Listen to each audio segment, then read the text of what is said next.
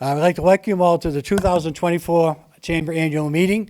We're very pleased to have you all here. We've got a very exciting agenda for you this evening. We won't keep you long, but we hope to keep you interested and keep you occupied and have yourself a good opportunity to network and meet some of the people at your table and have a nice conversation. It's very interesting running a chamber. As many of you know, I had a prior life for 35, 40 years in banking before I was able to come to the chamber, and it's very enlightening to me to see what the chamber is able to do for a community and for ours in particular.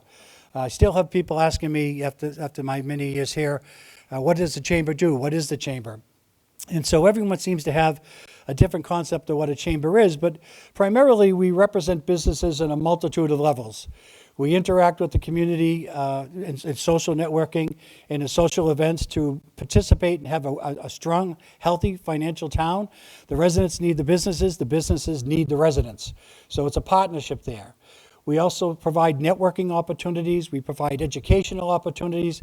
We provide opportunities for them to grow their business and to enhance their business, which will enhance the community of Wakefield. So it's a multitude of levels that we work on, a diversity of programs and such.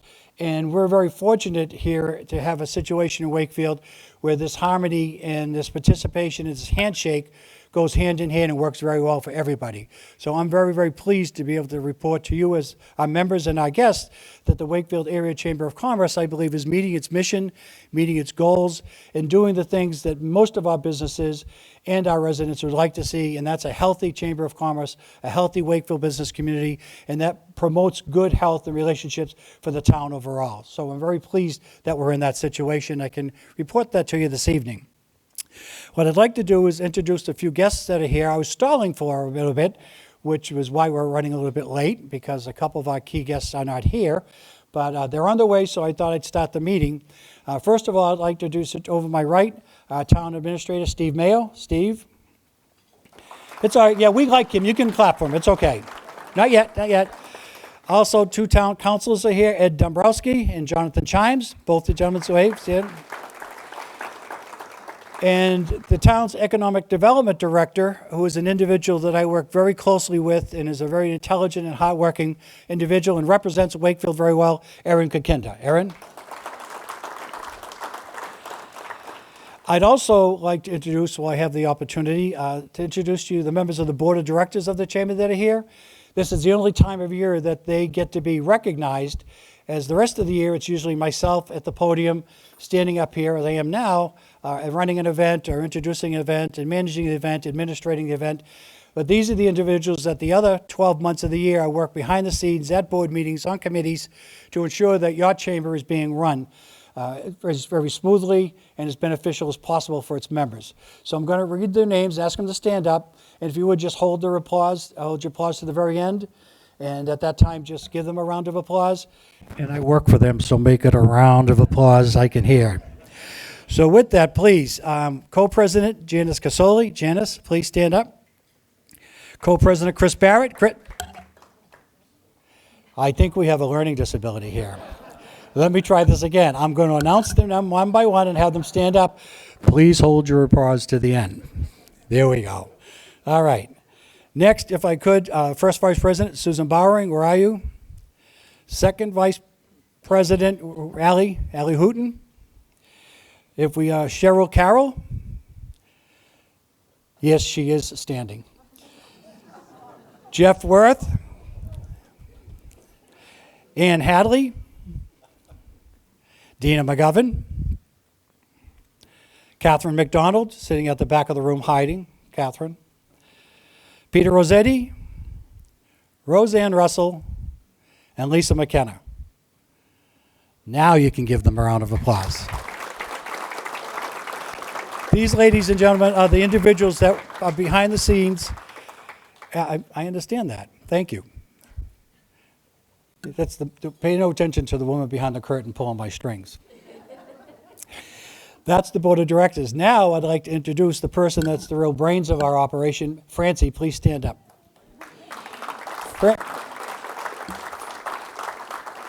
Francie's the young lady that doesn't want this part of the job, but she does every other part of the job that I'm not able to do in the office, which is pretty much everything. So Francie, thank you very, very much for what you do on behalf of the membership. And the board really knows who's in charge over there, so it's okay. But Francie does a wonderful job, and we wouldn't be able to do the things we're doing without her skills and her talent and her dedication, because she has 3 children at home that I don't know how she does it at home, here, and in between, whatever else she does, but she does a fantastic job. So thank you, Francie. So with that being said, I would at this time like to acknowledge and ask Mr. Mayo to come up and say a couple words of welcome to you on behalf of the town and the administration. Steve? Let's give a round of applause for John, because John does a great job on behalf of the community. Thrilled to give the greetings of the town here for what I like to call the Greater Wakefield Chamber of Commerce, and I think we talked about changing the name years ago. I know that Town Councilor Dombrowski was very, I think that was his submission, so we really think this is a great cause and a great name. Just wanted very briefly, we're thrilled to be here today, and it's thrilled to be back to kind of pre-COVID levels, or maybe exceeding it, which is wonderful. And John talked about the partnership between the town and the chamber, and I always looked at it as a 3-legged stool. We have the business community, we have the Chamber of Commerce, and we have the town. And if all 3 of those entities don't work together, that stool doesn't work. You can't sit on it, you can't stand on it to change a light bulb. So I think that we have a great partnership here, so much so that the town council a couple months ago or a few months ago decided that $1 million of the ARPA money that we got would actually be put into an economic development account, for lack of a better word, that is all about increasing and enhancing businesses in the town of Wakefield. And that's how important you guys are and the business community is to the town of Wakefield. So you can hear a lot about that over the next few months. We really have to spend that money quickly, within the next couple of years anyway, but kudos to the town council, who I work for, so let's give them applause, for really putting the business community and showing that as a real vibrant part of our spirit and moving up the town of Wakefield. So thank you for being here, and did I stretch that out enough, Ian? I really tried. Okay. Thank you.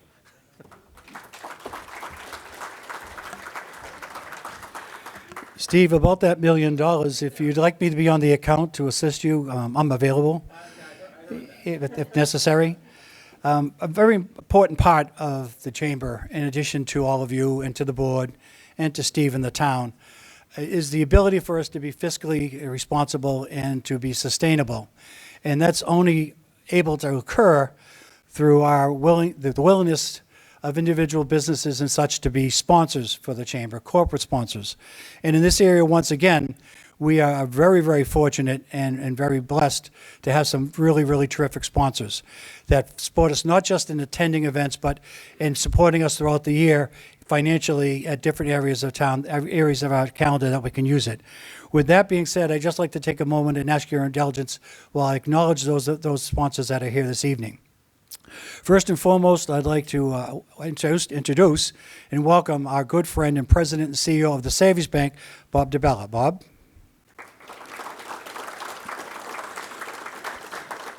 Now, Bob is here with a whole table of his staff, so I can't go around and introduce them all, but it's a wonderful team of individuals that work together over there, and we're very happy to have Bob and the Savings Bank as one of our sponsors. Additionally, another one of our top sponsors for the year is the Wakefield Cooperative Bank, and we happen to have the president and CEO here, Jeff Worth. Jeff, would you please stand up?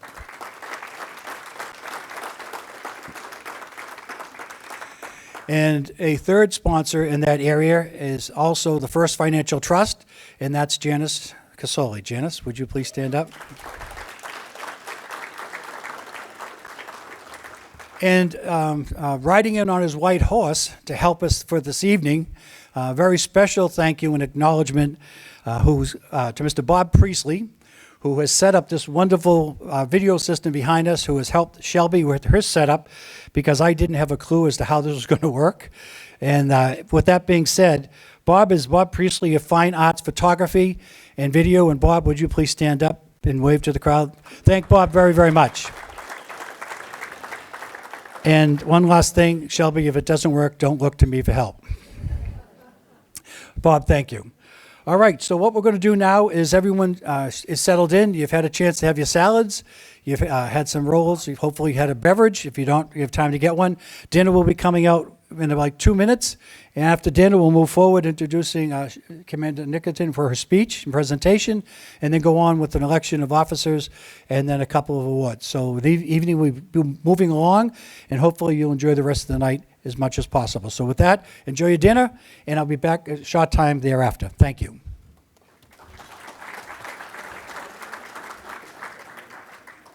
Good evening, everybody. Once again, we'd like to continue with the meeting. So if you all could take your seats for us.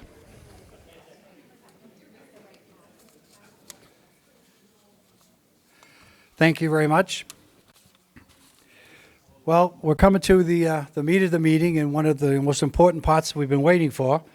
This is the welcome and the introduction to our keynote speaker for this evening, Commander Shelley Nickerton. And I'd like to make this moment to introduce her to you. And Shelley, I have a question to ask, Shelby. I have a nice short abbreviated version that you gave me, or I can go on the website and read the one that came off the website. Which one would you like me to read? This one is okay? I printed it all out, you can see I did, but it took a while and we ran out of ink at the chamber, so I had to go back, but you're good with this one? Okay, all right. Did Kev give the okay on that? Is he? All right. All right, we'll go with this one because she insists, but if you all want to read this at the end, you can stay after school and we'll go with the long version. All right, all kidding aside for now, I'm going to read this to you. It is a very brief bio for a very illustrious career of this individual that's here this evening. So in a way, it is a shame because this young lady and this officer and this representative of our great country deserves all the accolades we could possibly give her for the representation of what she's done in putting forth the protection and the defense of our nation in times of strife. But with that being said, Commander Nickerton is an officer in the United States Navy who recently completed her command tour aboard the U.S. Thomas Hudner. There in itself should tell you something if you know anything about history and Korean War in the USS Thomas Hudner. Look it up if you don't know. I won't take your time this evening, but it is indeed a very interesting and valiant and heroic story to know, and an honor to command such a ship. Under her leadership, the ship was deployed to protect maritime shipping from illegal, dangerous, and destabilizing Houthi attacks against vessels transiting the Red Sea. For her ship's actions in this combat zone, Commander Nickerton was awarded the Bronze Star for her extraordinary leadership and bravery in defending the lives and protecting the free flow of commerce in one of the world's most critical waterways. Very brief, deserves more, but with that being said, Shelby, I welcome you to the podium. Please, ladies and gentlemen, welcome Commander Shelby Nickerton.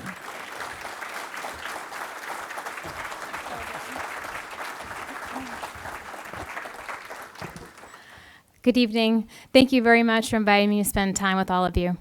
It's an honor to speak to so many distinguished business and community leaders here, especially as someone who grew up in the great town of Wakefield. Before I shamelessly highlight the achievements of my crew and the historical deployment that we executed, I'd like to remind all of you of some of the events that took place around May 2023 when the mighty Thomas Hudner deployed. At that time, we were a little over a year into the Ukraine-Russia offensive, and it was about the highly anticipated spring offensive was about to kick off with the Battle of Bakhmut. On the western border of the Red Sea, Sudan is in the middle of a civil war, and the civil war in Somalia remains ongoing. So as you can tell, along that entire eastern border, there's conflict. On the eastern side of the Red Sea, Saudi Arabia and Yemen had negotiated a truce after the Houthis tried to take Marib and all the associated oil and gas refineries in the area. That truce, unfortunately, would prove ineffective by October of 2023. Also, on the other bottom left-hand corner, a picture of the High North. Finland just became a member of NATO, and Sweden would follow almost a year later. So there's a lot happening in the world, and these are the two areas that we particularly deployed to for various reasons. At the time, judging by the map here, I was heavily focused on Russia and did not anticipate another Arabian Gulf or Red Sea deployment. I was also sensitive to the attention that the Gerald R. Ford may receive from adversaries during the deployment. Initially, Thomas Hudner served as a premier air defense unit for the strike group, and later led a surface action group comprised of allied and partner nations in the English Channel, designed to exercise advanced surface warfare and subsurface warfare tactics. The crew's performance impressed higher headquarters, and subsequently, we were handpicked to support Operation Orthanc. Operation Orthanc was a NATO mission in the Barents Sea, sailing with Norwegian and British forces strategically orchestrated to demonstrate collective self-defense and deterrence of the European region by normalizing maritime activity in an area no other United States warship had operated before. While temperatures were not as cold as the temperatures Thomas Hudner faced during the Chosin Reservoir battle, Mother Nature did not take it easy on us. High seas, freezing temperatures, low visibility, icing, and the occasional killer whale presented a unique battle space. Launching and recovering aircraft was particularly sporty, as the periodicity of the waves did not allow us to recover under our normal timelines. As such, various crew members expanded their roles to refine the recovery process. The team, from the bridge to the combat, to the helo control tower, to the flight deck crew, all needed to be in lockstep and recover an aircraft from the perch. So I'd like to do is draw your attention to that picture where you can see the bow crashing into the waves. For those of you that have ever jumped into a pool and seen someone do a belly flop, that is what the ship is doing right now. The entire forward motion of that ship is out of the water, and when she crashes back down, that pitch is going to be anywhere from 3 to 6 degrees. 2 degrees is our limitations when we're recovering an aircraft, and quite frankly, anything north of 3, you'll start to feel the gravitational force like you're in a roller coaster. And that wall on the horizon is not normally what a sea state is supposed to look like, but that is in fact a wave. Why this country is so great and will always be so great are the 2 pictures you see of the sailors climbing on the tail rotor and the main rotor while that massive sea wave is behind them. They're absolutely fearless, and they're getting their helicopter ready to launch. When I mentioned the perch earlier, that was what the crew redefined how we recover aircraft during this period. Typically, it's more of a pronounced landing, but given the environmentals, we had to truncate that process, and basically the helicopter would stay in the perch, and the bridge would count down that wave and immediately land. Accelerated, safe, and prove that we absolutely can, in fact, operate in environments such as this. The picture on the bottom left-hand corner is to show you those British and Norwegian forces that we were operating with in the high north. And then the picture on the bottom right just shows you another image of a RAS that's at 120 feet. So pretty substantial feat for anyone ship handling in those environments.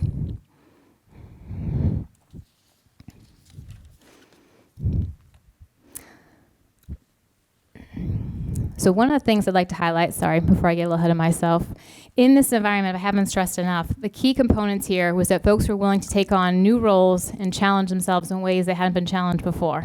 I learned this firsthand during girls under 12 soccer playing for Phil Preston. In particular, for those of you that do not know, that was one of the triumphs of my life, was making his team. And I did the very best I possibly could as goalie, trying out for his team. Fast forward to making the team, getting the phone call. I actually cried after I got the phone. I was so happy. In my first practice, I'm walking down to the net, and he tells me to not take my water bottle and to go practice with other girls. I thought he had changed his mind. But in fact, what he did was he made me his right wing, and I ended up staying his right wing all the way through, and quite frankly, all the way through high school. So at a very young age, I learned the importance of taking on new roles, keeping an open mind and a listening ear, and seeing just how much more impactful that can be, both for yourself and, more importantly, for the team that you're supporting. Similarly, with an open mind and a listening ear, the Thomas Hudner crew successfully performed precise maritime security operations, improved interoperability with NATO allies and partners, and highlighted our combat power and flexibility as a naval force. Like any resolute team, when your crew collaborates well with each other and is willing to take on separate roles for the betterment of the team, you can push the envelope and operate smoothly in high environments. On July 5th, 2023, Iran tried to seize 2 oil tankers lawfully transiting through the international waters near the strategic choke point of the Strait of Hormuz, and fired shots at one of them. At that time, Iran had seized at least 5 commercial vessels in the last 2 years and harassed 24 or so more. In response to the heightened tensions, on July 14th, 2023, the Thomas Hudner crew sailed into Fifth Fleet to deter any further aggression in the area. During this period, Thomas Hudner coordinated the first employment of the Arabian Fox, a premier unmanned surface vehicle that's in the bottom right-hand corner of your slide, and F-35s in theater during a high-profile transit through the Strait of Hormuz. During this time, we also escorted prominent assets, including the Bataan Amphibious Strike Group, which is on the bottom left-hand side, and the USS Lewis B. Puller, an expeditionary mobile-based vessel specifically designed to operate with special forces throughout the area of responsibility. Remarkably, 17 million barrels of oil pass through the Strait of Hormuz every day, equivalent to 20 to 30% of the world's total oil consumption. For this reason, the security and stability of the region is critical to global trade and global economy. The crew's tactical prowess and logistical acumen enabled Thomas Hudner to maintain the highest state of lethality during the 78 days in theater and supported General Kurilla's vision to protect the free flow of international commerce and provide greater flexibility and maritime capability in the region. Furthermore, in support of the ongoing Operation Unified Takedown, Thomas Hudner contributed to the largest seizure of illegal weapons and drugs smuggled out of Iran in the history of the Middle East naval operations. This brings me to my second community value. Give your best every day and the wins will come. There's no such thing as a small win. I was lucky enough to learn this firsthand with Masha and Karen playing spring track. In particular, they would celebrate a personal best just as much as they would celebrate you coming in first in an event. The point was every improvement is significant, and wins breed more wins. Sometimes the win is more subtle, like unexpectedly coming in third to put more points on the board for the relay. You might not be the headliner in the news article, but your contribution was vital to the success of the team. Similarly, the wins for the crew were subtle but critically important during this period for stability of the region. And we sailed back into the Eastern Mediterranean to rejoin the Gerald R. Ford Strike Group and execute our last port visit in Ceuta Bay before heading home for Thanksgiving. Or so we thought. On October 7th, 2023, Hamas launched ground attacks and fired thousands of rockets into southern Israel, taking hundreds of hostages, leaving over 1,000 dead and thousands wounded. Prime Minister Netanyahu declared war after the militant group crossed the border from Gaza into Israel. The strike group was immediately rerouted to the Eastern Med to deter any actor seeking to widen this war. On October 23rd, 2023, coincidentally the 40th anniversary of the U.S. Marine Corps barracks bombing in Beirut, Lebanon, Thomas Hudner transited the Suez to provide relief on station for the USS Carney and escort high-value assets through the Red Sea and the recently contested Bab el-Mandeb, also known as the BAM, of which 40% of the world's international trade passes every year. While on patrol in support of Operation Prosperity Guardian, Thomas Hudner successfully engaged multiple one-way attack UAVs during engagements on 15 and 23 November. So instead of celebrating Thanksgiving with our families and friends as originally planned, we were shooting down attack drones in the Red Sea with our Navy family. So more on that in particular. One of the things I'd like to highlight that doesn't always necessarily make the news is that throughout deployment, we suffered a series of casualties. Some of those casualties may have impacted our ability to defend ourselves. One night in particular, we suffered an air cooling casualty that when the text went into the publication said, depot level repair recommended. There was no troubleshooting, there was no parts to order, there was nothing available. That engineering team worked throughout the night. They rebuilt components from scratch. They fabricated parts. And around midnight, we were completely fixed and back and up and running. And about 1 hour later, we shot for the first time. We certainly expected there to be some activity, not necessarily that soon, but given the fact that 1 week prior to the U.S. MQ-9 Reaper, the first in this series of events here, was shot down. So between that and ongoing kind of rhetoric, it looked like there may be something in the future, but we certainly didn't know it was going to happen that night on the level that it did. So that is a testament to just how amazing this crew can be. And this brings me to my rather third important piece here. Your community is your extended family. Given the people in this room, no one knows better than all of you. I'm so thankful that I was able to grow up in Wakefield because I got to see firsthand what hard work and service look like. Whenever I left my house to go to school or play sports or attend a town event, I always felt like I was with another family. Service does not necessarily mean wearing a uniform, but it does mean looking after the person to your right and left and making sure they have the best environment possible to build the wins.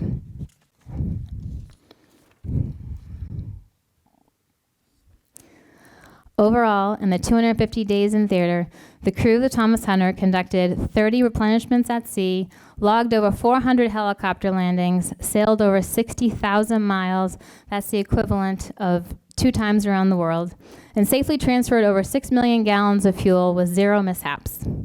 The Thomas Hunter culinary team prepared and served over 250,000 meals, which included over 7,000 dozen eggs, 2,000 pounds of ground beef, 2,000 pounds of bacon, 3,000 pounds of steak, 67,500 cookies. That does come out to 1 cookie per crewman per day. And Thomas Hunter's favorite, 550 gallons of ice cream.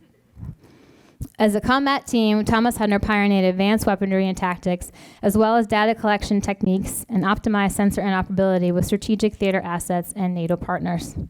The crew was awarded 7 Combat Navy Commendation Medals, 10 Combat Navy Achievement Medals, the Combat Action Ribbon, and the Navy Unit Commendation Medal for distinguishing themselves for outstanding heroism and action against enemy forces.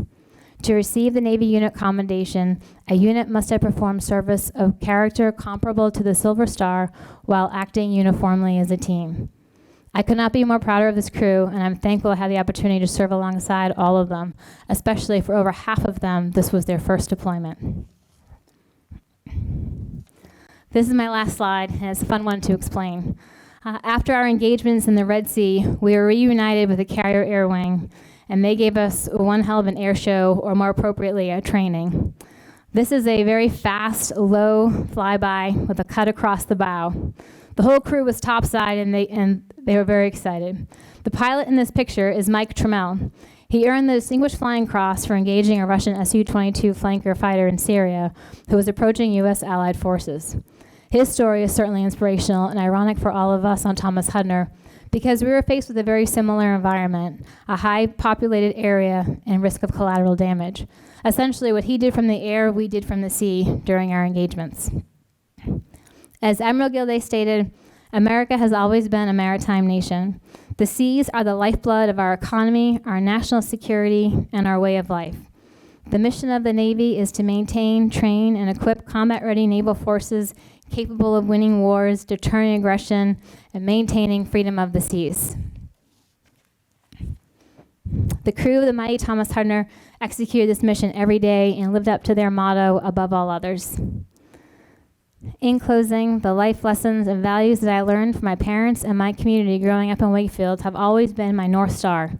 It has guided me through tough decisions and, most importantly, helped me get everybody home safe. With that, I'm happy to take any questions. Or none.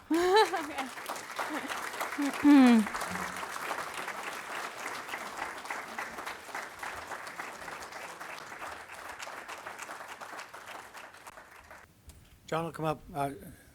Shelby, Representative Wong has a citation for you from the State House. Donald? You don't have to pay for the citation.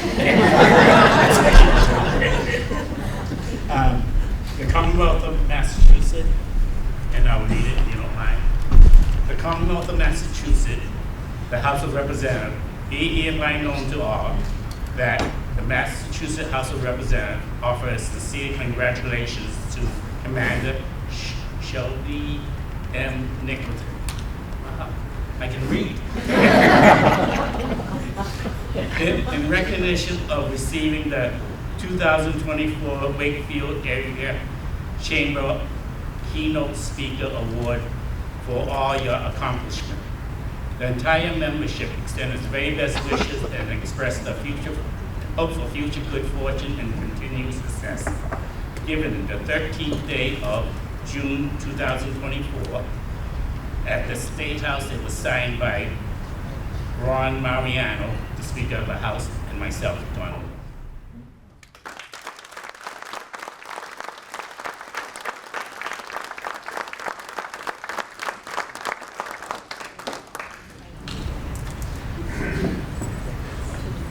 2 years ago, you may remember we had as our speaker for this annual meeting the first female commander of the U.S. Navy, U.S. Constitution, Commander Farrell, Billy Joe Farrell, who said to us in her speech, if you really want a hero to come and speak to you, you need to get Shelley Nickerton to come here. So we owe Commander Farrell a thank you, and very glad to have you as well. So thank you very much. One quick order of business before you. I need to present the directors that are up for re-election, and I will read the names to you of those that were recommended by the board according to the bylaws for affirmation here this evening. So the following individuals are up for a 3-year term from 2024 to 2027, and they are as follows: Christopher M. Barrett, Ann Hadley, Attorney Peter Rossetti, Deanna McGovern, and Lisa McKenna. Those individuals have been put forth by the Board of Directors as nominees for the next 3-year period, and I'd like to ask a member out there, Mr. DeBella, if you'd make the motion, and Mr. Worth, would you second? Motion's been made and seconded. Any further discussion? There are no nominations from the floor per the bylaws, so with that being said, all in favor? Someone has to vote for them. There we go, aye. All right, thank you so much. So with that piece of business done, we can move right along. We just have a couple of awards to give this evening. We don't make a habit of giving a lot of awards, but the awards we do give, we want them to be of value and have some meaning. So we look at it each year, and throughout the year, we try to tailor the awards we give to the individuals we have in our membership, and based upon their participation and the level of things that happen, we try to recognize those accomplishments and those participants for the things they contribute to the chamber and their support. So this year we have an award we're going to give to a new member of the chamber. And based upon the participation of individuals, and I'm going to get the award first. Hang on, don't go away.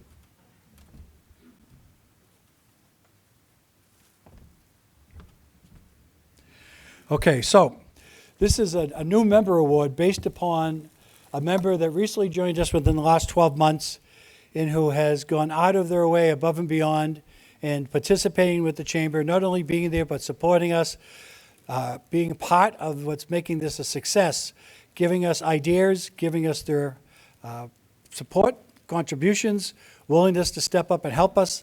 So with that being said, the 2024 Wakefield Area Chamber of Commerce New Member of the Year Award goes to Leah Hancock. Come on up, Leah.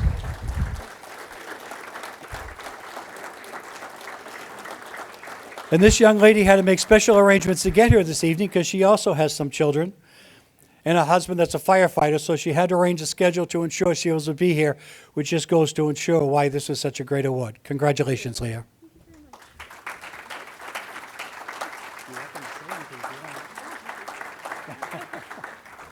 Congratulations, Leah. You sure you don't want to say anything now? Oh, I'm good. Okay. Another reason we like her.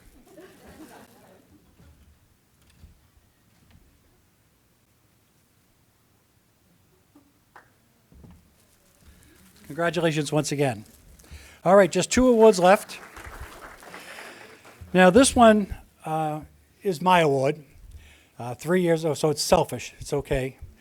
A couple of years ago, 3 years ago, as I said, when I started the chamber, I left the previous career and came back to the chamber. And I was, as I've expressed earlier, amazed and appreciated the commitment of some of our members that follow through many, many ways, much as Leah has done the past year, but consistently was always there to have my back and always there to contribute, support me behind the scenes.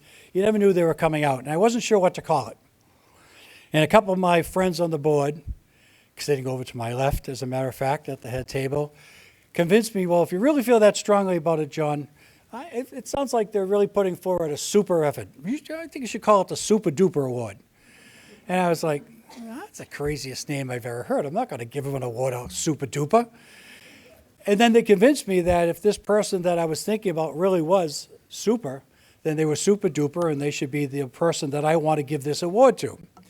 So I have, for the last 3 years, given the award to individuals that really stood up and made a difference in my life with the chamber. The very first one is over to my right, Mr. Ed Harding. Edward? The second year went to the gentleman to my right with the camera, Ryan.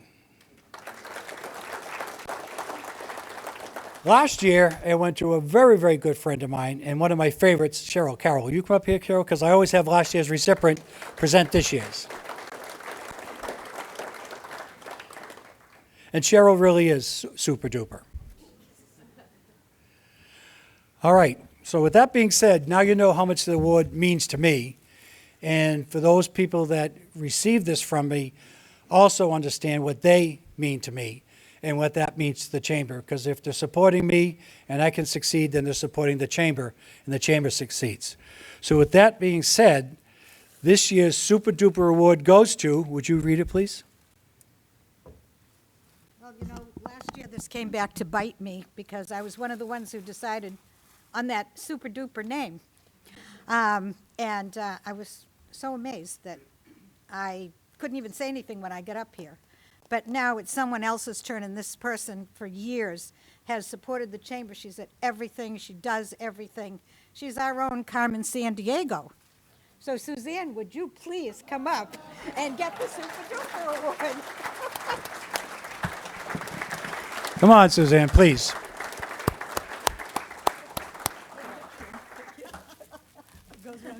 That's right. Thank you, Jen. Appreciate it. Two lovely ladies and two great chamber members. Great, please, Susan, get the picture. Go ahead, Chip. Now we don't know what to do. No.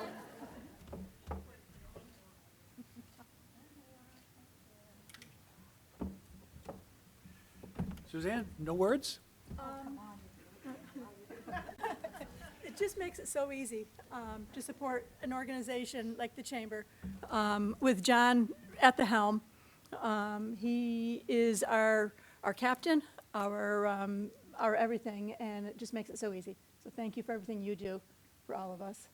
Thank you. Thank you. It's a testament to the quality of these ladies that when I try to compliment and award them, they bounce it right back at me. So it tells you how easy this job can be sometimes with those types of individuals surrounding you. So I'm blessed. One award left. This is the highest award that our chamber presents every year.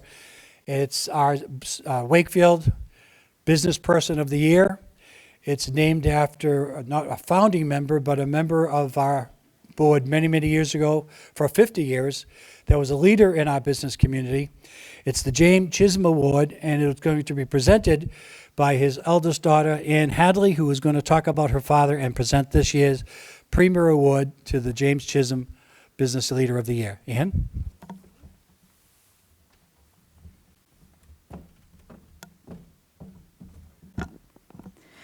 Good evening.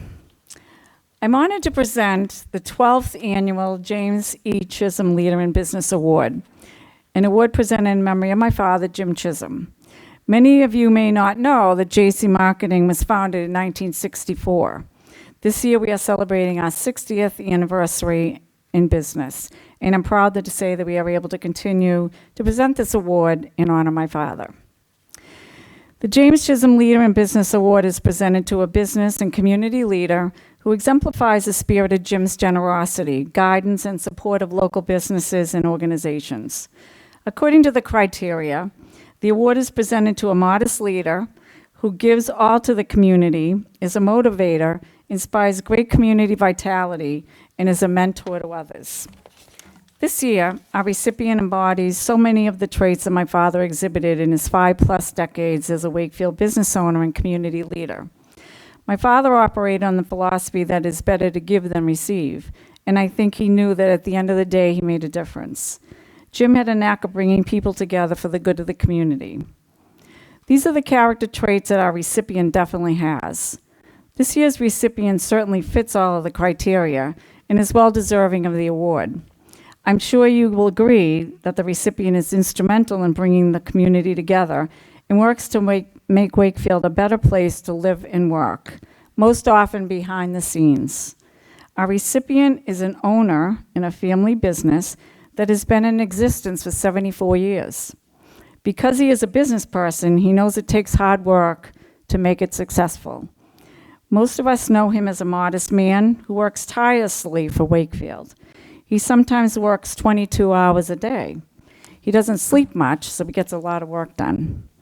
He knows about business. He knows that strong businesses help a community thrive. In addition to being a business owner, he wears another hat in Wakefield. I think he attends every community event in Wakefield, and there are not many ribbon cuttings welcoming new businesses to Wakefield that he's not a part of. He's a concerned individual. The recipient of the James Chisholm Leader in Business Award is State Representative Donald Wong.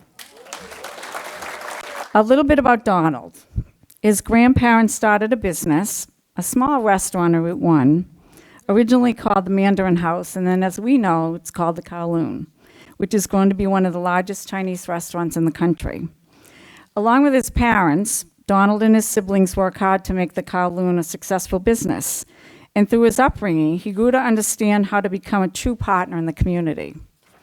He wanted to make a difference in the community and served as a Saugus town meeting member and successfully won the selectman race in Saugus, serving as chair a few times.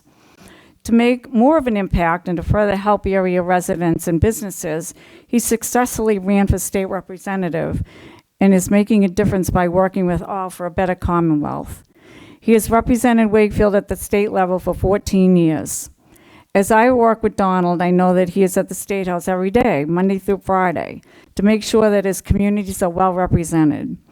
As one of the owners of a family business, he works most weekends too. Donald and his wife, Jeannie, are the parents of 3 and the grandparents of 7. As if his jobs weren't enough, he is Sifu, Donald Wong, who has mastered many areas of martial arts. As a founding member of many community and business organizations, he's an active member of the Wakefield Alliance Against Violence and continues to work closely with the Wakefield Area Chamber. As I've worked with him over many years, I also know the biggest trait that I love about Donald is that he does many things behind the scenes. Not many people know the extent of his kindness in both business and in personal life. May I present my friend, Donald Wong, Representative Wong, to accept the 12th Annual James Chisholm Leader in Business Award.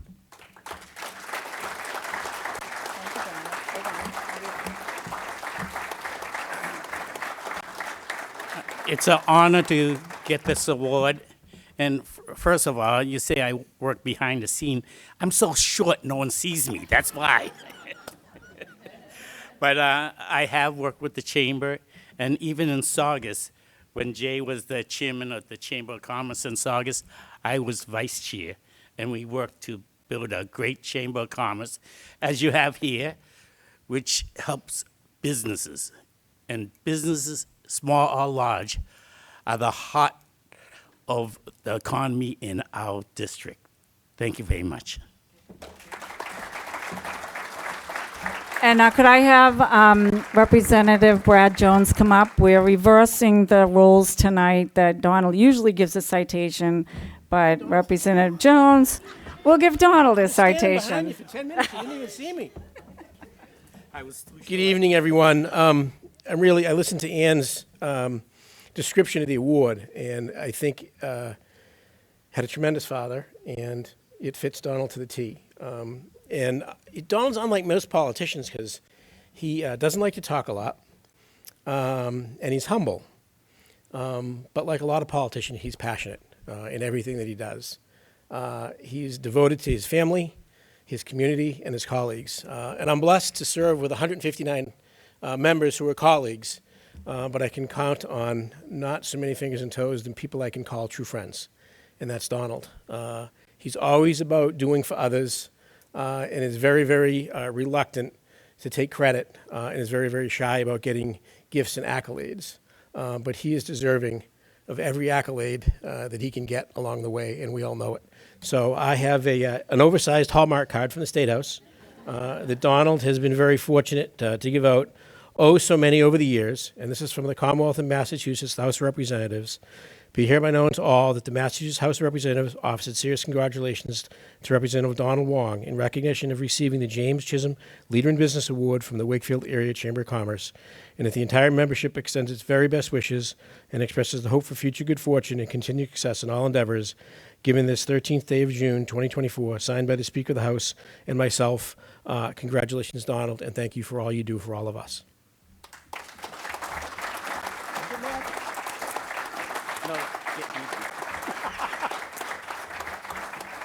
I told Donald not to get mad, and he said, no, get even, so I know what's coming. Oh, you have to get a picture. Oh, yeah, get a picture, yep. Donald's usually on the other side of the camera, so.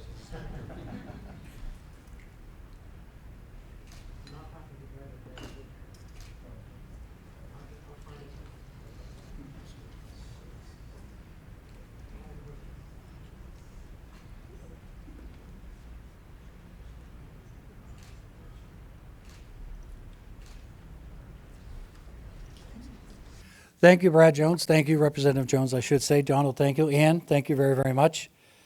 Ladies and gentlemen, with that presentation, that concludes our business evening, for the official business for the evening. I want to thank you all for your presence and your patience and your support as we went through this evening. A little bit behind with, and a little bit behind in the timeline. But I'd like to ask Shelby if you could stay for a moment afterwards for some pictures. I think there's a lineup being put together for some of that, if you don't mind. Board of Directors, if you would also stay for some of those pictures. Pretty much, I think if any of you want to stay, we can take pictures. It looks like that's the route it's going.